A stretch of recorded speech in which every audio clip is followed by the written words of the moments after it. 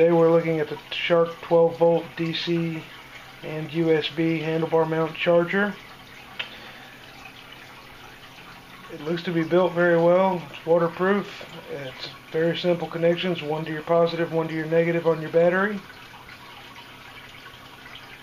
Interesting to install this and see how it works, because my phone's always going dead on the go, especially if I'm using a GPS, so this should be very helpful. It even has the installation instructions right here on the packaging.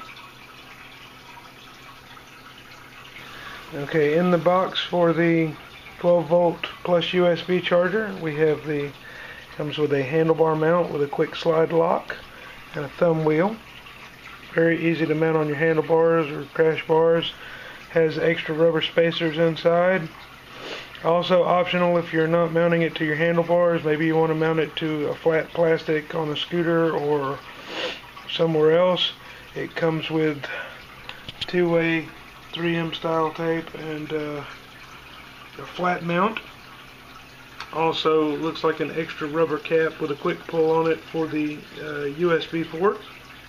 An extra fuse and two screws to mount it down to the flat mount.